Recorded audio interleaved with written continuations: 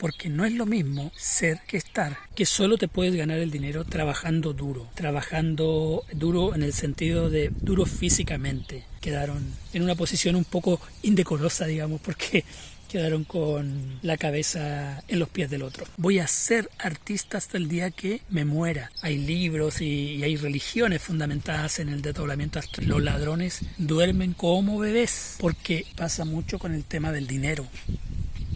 Tengo una tranca ahí.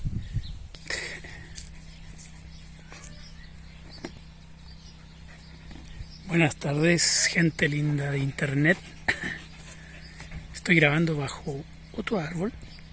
Este es un ciruelo que tengo aquí en la parcela, que ya tiene sus frutos, están verdecitos, pero en poco tiempo más estarán ricos para comer. Los comemos a medias con mi perrita, con mi Tami, me encantan. No pensaba grabar un video, pero voy a aprovechar de grabar aquí. El día está exquisito, está frío, pero luego de unos días calurosos horribles, que ya me derretía, creo que es muy refrescante el cambio climático. Este video es improvisado. La verdad es que quería hablar de muchas cosas últimamente, pero las tengo anotadas, pero no he profundizado en ello. Me gusta anotar las ideas y luego profundizarlas, darle algún sentido para que sea más entretenido. Una primicia que les quiero contar: acabo de comprar mis pasajes para Bolonia. Me quedé pato. En Chile no decimos pato, o sea, me quedé sin un duro. No sé, ahora viene el cómo voy a conseguir el dinero para el resto de las cosas.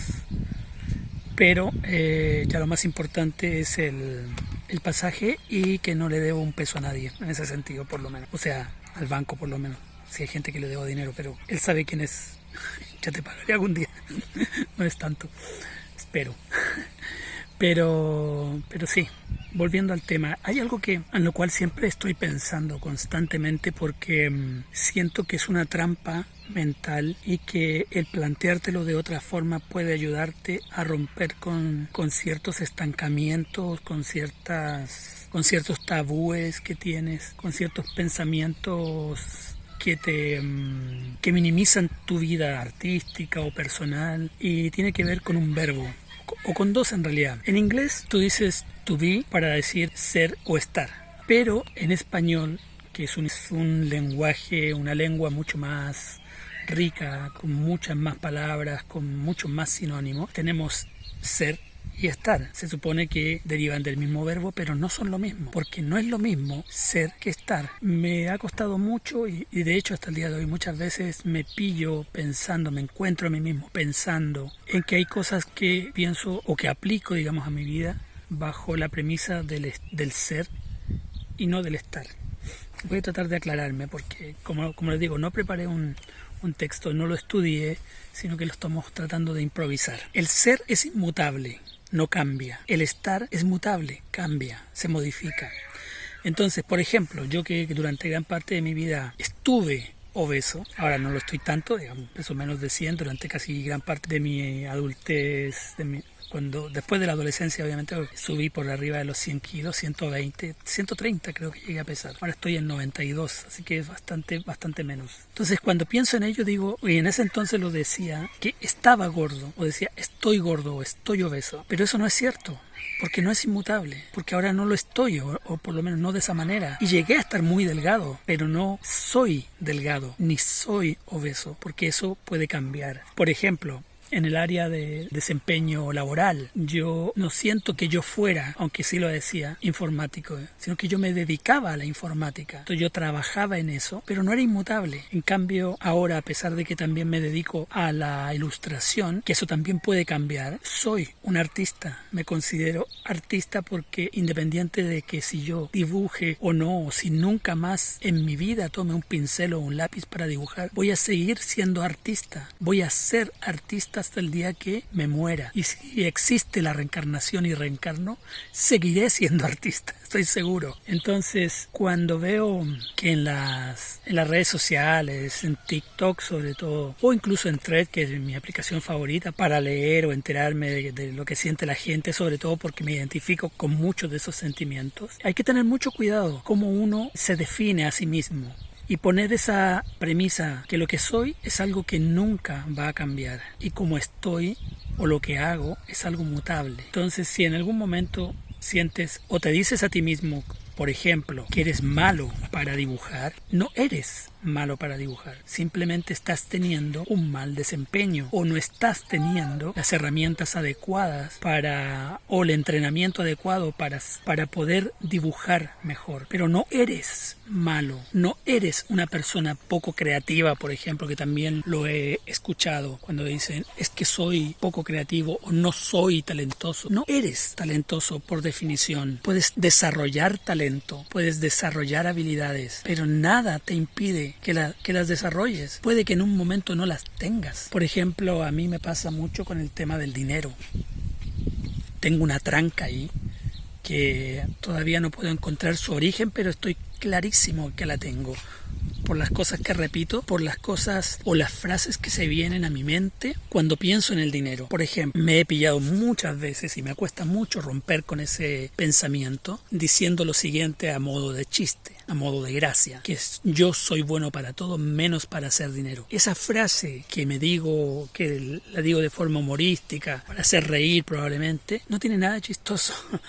Y en el fondo pone en evidencia que tengo una tranca ahí, un bloqueo con el dinero. Probablemente porque vengo de una clase social donde uno tiene una mala relación con el dinero. Por ejemplo, yo vengo de una clase social que, si bien es cierto, mis padres eran de clase social baja, debido a que mi padre es una persona muy trabajadora, o era, bueno, ya no puede trabajar duro porque lamentablemente tuvo una ACV, pero es una persona que trabajaba de lunes a domingo. Para él descansar era hacer más trabajo, trabajo que dejaba para los fines de semana. Así que no tuvimos un mal pasar, siempre me dieron lo mejor que pudieron. Se tomaron malas decisiones. Si se hubiesen podido tomar mejores decisiones, es altamente probable que nuestra situación económica, incluso el día de hoy, hubiese sido mucho, mucho mejor, muy superior. Pero no nos podemos quejar. Creo que hicieron lo que pudieron mis padres con la educación que recibieron y sobre todo del lugar de donde salieron. Este estrato social, ¿no es cierto?, de la clase media, media baja, o a veces media alta, hubo momentos en que estuvimos en la clase media alta, tiende a pensar que aquel que tiene dinero o hizo algo deshonesto para obtenerlo, o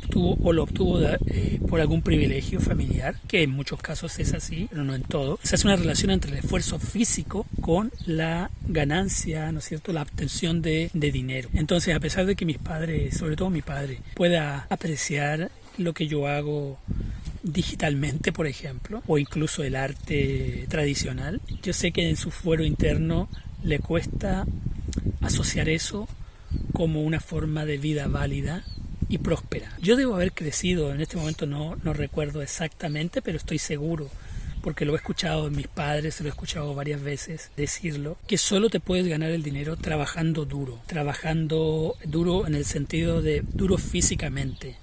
Y hasta hace poquito tenía yo una conversación con él, dentro de lo que puedo conversar con él, de que no necesariamente tienes que tener callos en tus manos para haber trabajado duro y ganarte honestamente tu dinero. Siento que a pesar de que yo lo tengo en mi cabeza, lo tengo claro en mi cabeza, no lo tengo claro en mi fuero interno, mi corazón. Siento que necesito ahí un trabajo fuerte, psicológico, de autoobservación, de contemplación, para poder encontrar dónde está arraigado ese pensamiento en mí y poder liberar la prosperidad que el universo tiene para mí. Recuerdo mi época de obesidad, que me llamaba mucho la atención de que había gente que comía mucho más que yo. O sea, me acuerdo mi amigo Cano, que fue mi maestro de Kung Fu, y amigo íntimo, digamos. Él, a pesar, claro, obviamente hacía mucho ejercicio, es cierto, pero yo también hacía mucho ejercicio porque entrenábamos muy duro. Y él podía comer una olla completa de comida y después seguir comer todo el día y no tenía un átomo de grasa en su organismo. Y he conocido a otras personas que de igual manera no engordaban con nada. Podían comerse 2 pizzas familiares al día y no les engordaba ni la cara.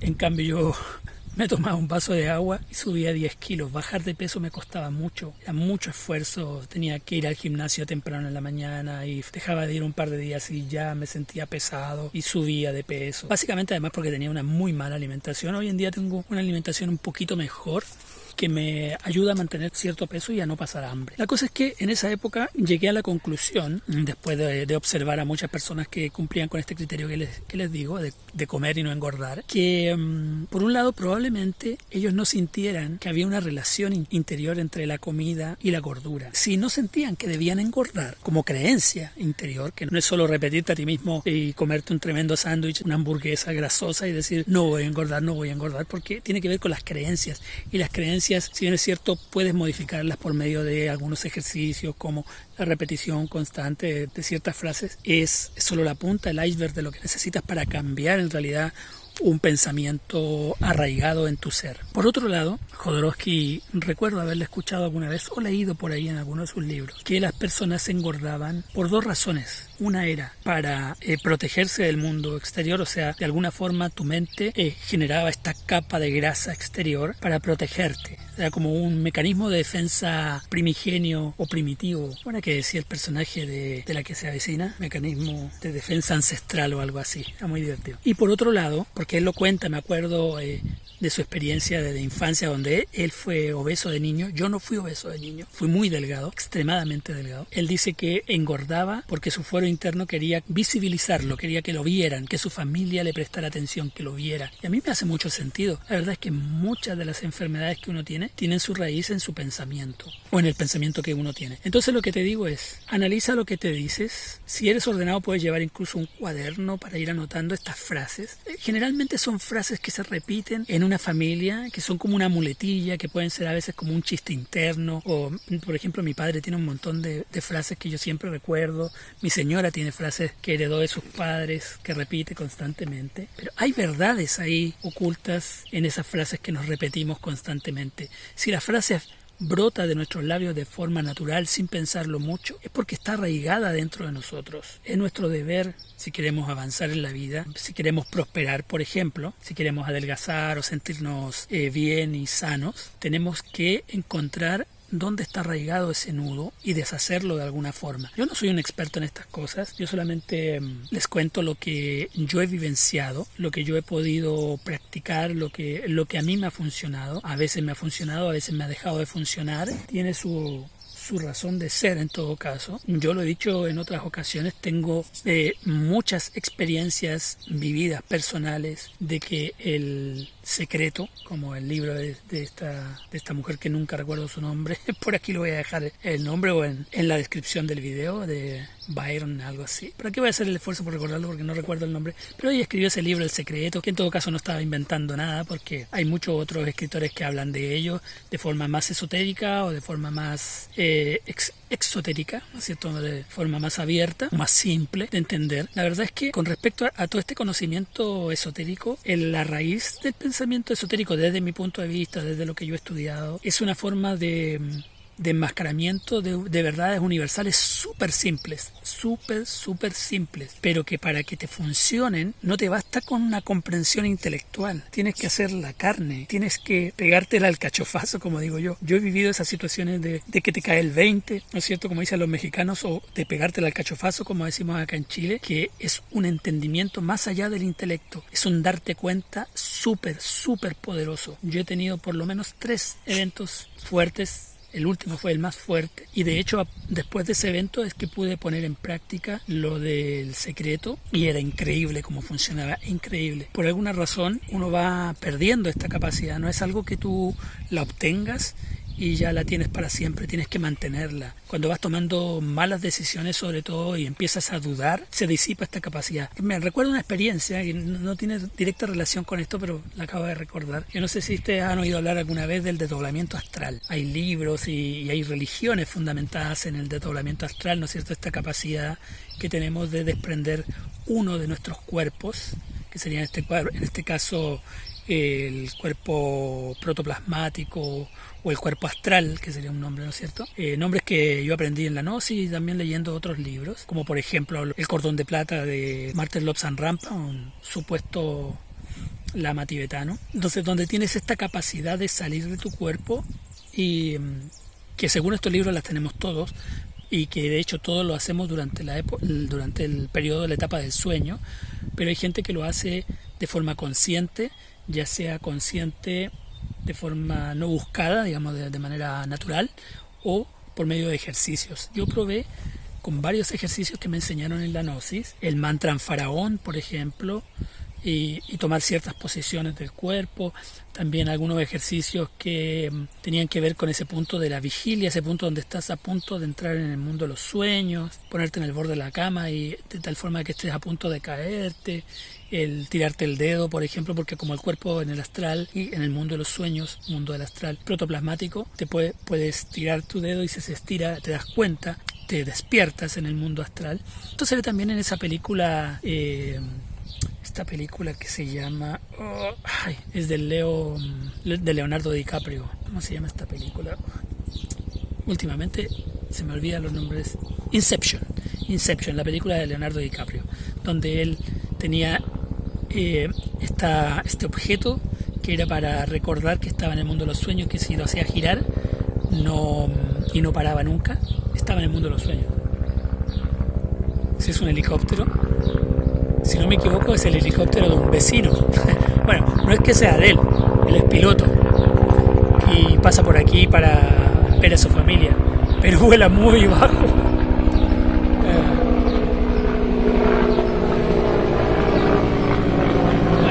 Ahí va pasando ya, así que pasa como para saludar a sus padres, porque sus padres viven por acá. Una anécdota. Entonces la cosa es que lo que decía yo es que la anécdota esta que me recordaba que estuve toda una mañana desde muy temprano haciendo ejercicios para lograr el desdoblamiento astral, porque yo no lo hago de forma natural, lo he hecho en muy contadas ocasiones. Una de esas ocasiones fue forzada, o sea, una persona me provocó el desdoblamiento astral por medio de una técnica peligrosísima, que no tenía la intención de desdoblarme, pero fue uno de los efectos de doblarme, salir de mi cuerpo y ver mi cuerpo tendido y ver el techo de mi casa y ver la ciudad y todo. Eso para mí fue larguísimo, pero fue unos segundos en realidad. Pero me acuerdo, en esta ocasión en particular en que estaba practicando, si no me equivoco, si mal no recuerdo, estaba practicando con la técnica de faraón, que es un mantra, faraón, que lo enseñaban en la Gnosis, y ya me había dado por vencido de lograrlo. Abro los ojos, pensando obviamente terminar la práctica, y resulta que estoy flotando a la misma altura de mi cuerpo acostado en mi cama, y puedo ver mi cuerpo acostado como si estuviera viendo un espejo, y estoy yo flotando en astral. También podría haber sido un sueño, no lo voy a descartar, no les voy a decir así a ciencia cierta que no estaba soñando, porque yo he tenido unos sueños que han sido, muchas veces me confunden y me despierto sin saber si estoy todavía soñando o no. La cosa es que me veo ahí, me di cuenta de que había salido en astral, contento, empiezo a avanzar, salgo de mi habitación a la habitación de mis padres, que estaban contiguas, y empiezo a elevarme de a poco, y cuando estoy a punto de atravesar el techo, dudo. Estoy a punto de atravesar el techo y digo, no, estoy soñando, dije, no estoy en astral, que es lo mismo en realidad, pero... Y en ese mismo instante sentí como me tiraron, o como mi cuerpo me tiró, y desperté en la cama. Y luego no volví a tener esa experiencia por más que lo intentara.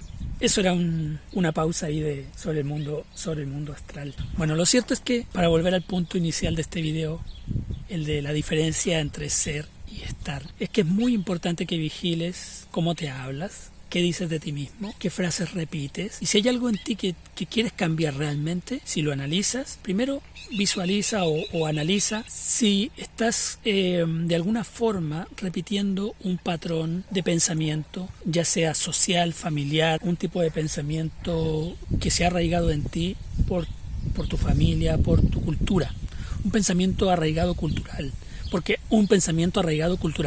porque también hay cosas que son de una cultura propiamente tal. O sea, hay gente, los chilenos somos malos para ahorrar dinero, por ejemplo, y ahí digo somos, entonces al decir somos me incluyo a mí y me incluyo como algo inmutable, y no es así. Yo debería, para corregir eso, parte de los ejercicios que yo debería intentar, que es recomendable hacer, sería pensar que los chilenos tendemos a manejar mal nuestras finanzas. Pensándolo de esta manera, al final es lo mismo, pero a nivel de frase, digamos, pero a nivel energético o a nivel del impacto que tiene en nuestra psiquis es distinto. Porque cuando tú eres algo, tu mente sabe que el algo es inmutable, que es algo que no va a cambiar. Entonces, por más que te lo repitas, eso no va a suceder. En cambio, si llegas a la comprensión, te cae el 20, te pegas el alcachofazo de que es algo mutable, de que que es esporádico, que es temporal, que es algo que se puede modificar, ya sea por elementos externos o por elementos internos, el acercamiento a ese problema es distinto. Yo he pasado por situaciones económicas muy variadas. He estado como ahora, pato, he estado pobre, pero si yo digo que soy pobre, que es una de las cosas que mi padre a veces dice, yo lo escucho a él, mi madre también lo repite, y obviamente venía de sus padres. Mi abuelo paterno fue una persona que tuvo mucho dinero, pero tenía dos grandes problemas. Uno es que era un taur, o sea, le gustaba mucho el juego, no era alcohólico, no era fumador ni nada, pero le gustaba mucho el juego y perdía mucho dinero en el juego desde pequeño, según me cuenta mi padre.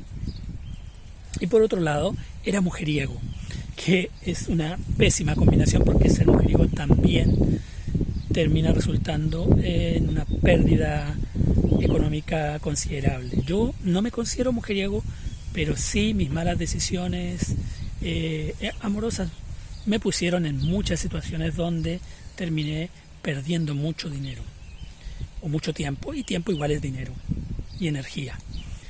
La cosa es que en el caso de mi madre, por ejemplo, mi abuelo materno, que yo no lo conocí, me hubiese encantado, él no tenía esos defectos, pero sí era orgulloso. Él era hijo bastardo, porque en esa época así se decía. Por suerte hoy en día no existe ese concepto, por lo menos en la legislación chilena, pero él era un hijo fuera de un matrimonio de unas personas con mucho dinero y no quiso aceptar nada ni conocer a esa familia que pudo a lo mejor haber resuelto los problemas económicos en los que vivieron toda su infancia. Mi madre, por ejemplo, mi abuela materna, mi abuelita, no le gustaba que le dijeran abuela, mi abuelita Elba, que imagínense que ella nunca tuvo casa propia, ni siquiera tuvo un nicho propio, porque en este momento mi abuela está enterrada en el mismo ataúd que mi abuelo. Yo estuve ahí, yo presente cuando la metieron en el ataúd de mi abuelo. A mi abuelo tuvieron que quebrarle las piernas, ya estaba hecho huesitos ahí, para hacerlo caer, y quedaron en una posición un poco indecorosa, digamos, porque quedaron con la cabeza en los pies del otro. Y tétrico, humorístico pero tétrico. La cosa es que hasta el día de su muerte ella nunca tuvo un lugar propio, y en su muerte tampoco. Y mis padres, que han tenido muchas casas, nunca han podido mantener la casa ni la propiedad. Es como que una vez que tienen la casa quieren deshacerse de ella.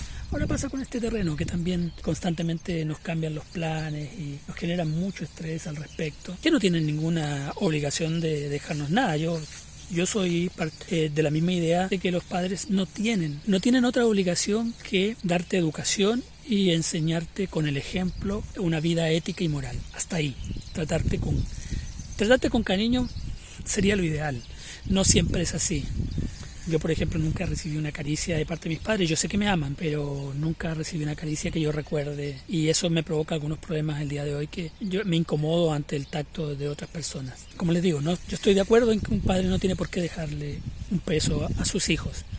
Pero ¿por qué no? ¿Por qué no intentarlo? ¿Por qué no hacer que tu hijo parta de una base mejor que la tuya? Está bien que intentes enseñarle a tu hijo que debe ganarse por su propio esfuerzo las cosas, y eso debes hacerlo desde pequeño. Pero si puedes, o sea, si yo tuviera hijos, que no los tengo lamentablemente, me hubiese preocupado por tratar de dejarles algo, por amor más que por obligación. Mi padre, por ejemplo, se deshizo de la primera casa vendiéndosela a una tía en un precio irrisorio, o sea, en un precio que, no sé, nadie podría haber comprado una casa al valor que se lo vendió él. Ya mi padre tenía 2 casas y no tenía razón, no había deudas para deshacerse de esa casa. No había ninguna razón para deshacerse de esa casa. Y esa siguiente casa también la vendió en un precio no irrisorio, pero muy bajo. O sea, un 10% de lo que cuesta esa casa hoy en día, imagínense. Y después tuvo otra casa, siempre tuvo otra casa después de esa, que también la vendió no por el 10% de lo que cuesta la casa, pero por lo menos en la mitad o un tercio de lo que cuesta actualmente esa casa. Y luego tenemos esta otra casa, ahora este terreno y todo. Y ninguna casa la compró a partir de la venta de las otras casas. O sea, ya las tenía cuando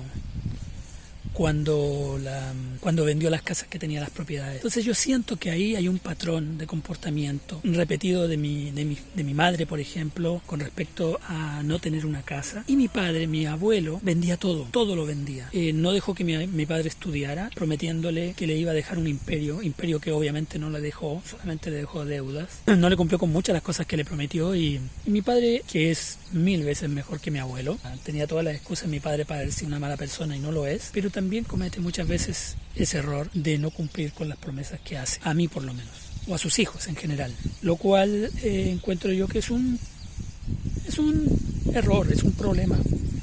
No lo juzgo. Mi padre, como les digo, tuvo todas las excusas para haber sido un mal padre y no lo fue dentro de lo que pudo. Me golpeó mucho menos de los golpes que recibió él, porque yo siempre he creído que una persona siempre va a tratar con más cariño a sus hijos que el cariño que recibió. O sea, si tu padre o tu madre te han tratado mal, que tiene que haber excepciones obviamente, pero en la mayoría de los casos, según mi experiencia, analiza la vida que tuvo esa persona y tu padre y probablemente haya recibido un trato muy o mucho más malo que el trato que te está dando a ti. Es triste que no se den cuenta, que no trabajen sobre sí mismo, pero es difícil que la gente pueda entender que debe trabajar sobre sí mismo. Yo, de hecho, de no haber aprendido por mi cuenta a trabajar sobre mí mismo, no sería la persona que soy hoy y probablemente ya no existiría, porque me metí en muchos problemas de muy diversa índole y además una lucha constante con la salud mental, con herramientas muy precarias, o sea, acceso a libros, a internet, a mucho pensamiento, a mucha introspección, al tarot, por ejemplo, como herramienta. He logrado cierto grado de estabilidad emocional y sobre todo mental. No es fácil, la verdad que no es fácil. A veces el ruido en la cabeza es fuerte, las voces me dicen que me acordé de un meme, voy a ver si no me toca entre medio. Las voces me dicen mátalo. Y las voces de mi mente me dicen mátalo, mátalo, mátalo. No, para nada. Generalmente, bueno, no voy a negar que esos pensamientos también se vienen a la cabeza, pero uno sabe, o sea, uno tiene un control para saber que esos pensamientos no son de uno, vienen de ese caballo desbocado que es la mente. Pero la mayoría de las veces los pensamientos más fuertes y más recurrentes son desvivirse. Yo ahora los observo, pero no me identifico con ellos. Y eso es gracias al Zen. El Zen me enseñó eso, a observar mis pensamientos sin identificarme con ellos, a no sentirme culpable, ni tampoco sentirme como el autor o el origen de esos pensamientos. En el fondo, bueno, este video así improvisado, espero que no sea muy aburrido, probablemente cortándole todas las repeticiones y los silencios va a quedar en tal vez un poquito menos de media hora. Tampoco quiero alargar el chicle. Sí me pasa que tengo que repetir algunas cosas y las tengo que después editar porque se me va la voz constantemente, porque no tengo costumbre de hablar mucho. Este año he hablado mucho más que otros años. Eso me recuerda que lo que quiero hacer después es un video de fin de año. No sé si el fondo no le va a interesar a nadie, pero a mí sí me interesa que el próximo año, fin de año, revisar el video que voy a hacer ahora a fin de año, de los planes y objetivos que yo me puse, cómo los cumplí, cómo se modificaron en el tiempo. Estoy muy contento con algunas cosas impensadas. Voy a hacer un video que todavía no lo puedo hacer por temas de contrato. Suena increíble eso. Bueno, un contrato chiquitito, muy chiquitito, pero hay que agradecer todo lo que llega a tu vida. Mira, es otra cosa importante que a lo mejor no tiene mucha relación con el ser y con el estar, pero sí tiene mucho que ver con las cosas que salen de tu boca. Porque si mal no recuerdo, no estoy seguro, que en la Biblia dice que no es lo que entra en la boca del hombre lo que enferma al hombre, sino lo que sale de ella. Y esa frase a mí me hizo mucho, me resonó mucho, muy fuertemente. La escuché a alguien, se la escuché. No la he leído yo, no la he buscado. A lo mejor la voy a buscar a ver si existe realmente en la Biblia o no. Sería interesante descubrir que en la Biblia, un libro en el que yo no creo, se encuentran estas perlitas de conocimiento interior fuerte, importante. Yo siempre converso esto con mi señora, le digo yo que es importante ser agradecido. Cuando te vas a comer algo, si lo primero que viene a tu cabeza es que no está como tú querías, que no es óptimo, no importa, déjate esa queja para adentro y en cambio exterioriza tu agradecimiento, porque el universo, este es el secreto del universo, se los voy a entregar para que no pierdan tiempo buscándolo. El universo no te da lo que tú mereces. El universo te da lo que tú crees merecer. Por eso hay gente que pueden dormir perfectamente en sus camas con una conciencia limpia porque no la han usado nunca. Me apesta. Esa es una de las cosas que más odio. La gente que se ofende cuando ellos son las personas culpables. La cosa es que esa persona duerme, yo sé que duerme, pero perfectamente. Porque hay gente que dice, no importa, yo soy honesto y me basta porque si esta otra persona no me devolvió o me estafó o me hizo esto, esa persona va a dormir intranquila, pero yo duermo tranquilo.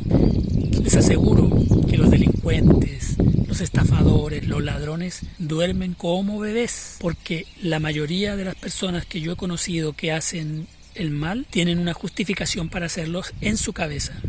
En su cabeza siempre van a tener una justificación que justifica, valga la redundancia, aquel mal que están haciendo. Por ejemplo, la gente que roba en los supermercados no se siente culpable porque siente que no le está robando a una persona, sino que a una empresa, y que esa empresa te roba en los precios. Entonces, ahí está justificado, no se siente en un ladrón. La persona como yo, por ejemplo, que hemos pirateado cursos, usamos la justificación del pirateo o el pirateo de programas y decimos, no, es que el precio de estos programas es excesivo, yo todavía no estoy trabajando de esto, así que no puedo costearme estos programas, el conocimiento debería ser libre. Son puras justificaciones. Nada justifica que tomes lo que no te pertenece, nada.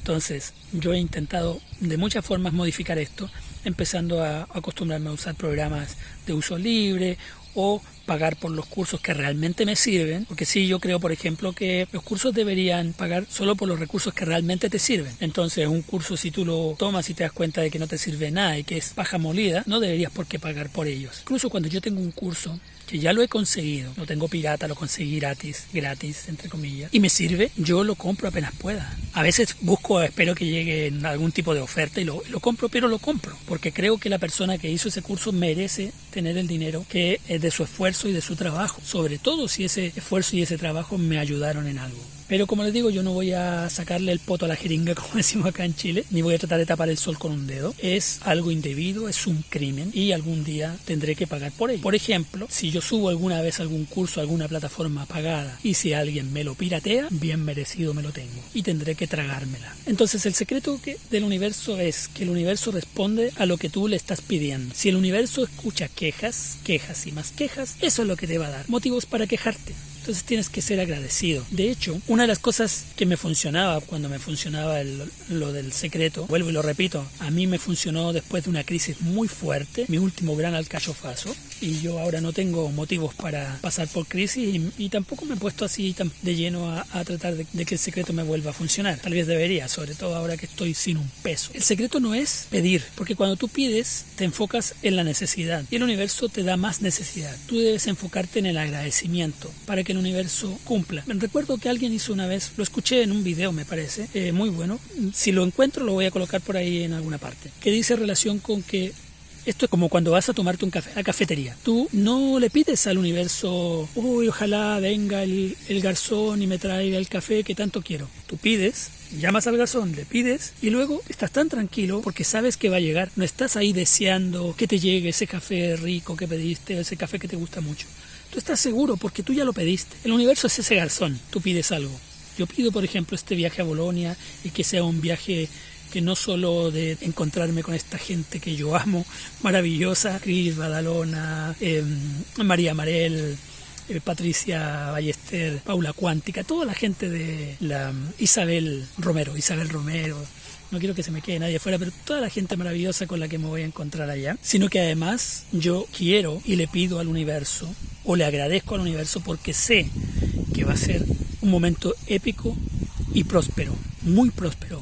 Va a abrir muchas puertas y va a traer mucha riqueza a mi vida. Riqueza no solo material, sino que espiritual, emocional y de obras. Trabajen en eso y verán resultados. Yo espero que no tengan que pasar por una crisis fuerte para que se les active esto. Les recomiendo, por ejemplo, a Wayne Dyer, Piensa diferente, vive diferente. Muy buen libro. Y usted puede sanar su vida, de Louise Hay. En esos libros ustedes encontrarán los secretos y los ejercicios que se pueden poner en práctica para hacer que el secreto funcione en tu vida. Yo les doy fe de ello, yo les doy el testimonio, no es algo que me hayan contado, no es algo que yo crea que es así o que se los esté diciendo porque quiero creerlo yo también, les estoy dando el testimonio, existe, funciona, el universo funciona así, pero así como funciona también te puedes desconectar, no es ni fácil ni difícil, porque el momento que tú piensas que es difícil, lo haces difícil, simplemente es, tienes que ponerlo en práctica, tienes que tener voluntad, la voluntad de hacerlo. Si han llegado a este video y les ha servido esto, les ha resonado, si han puesto en práctica estos ejercicios y si me quieren ayudar,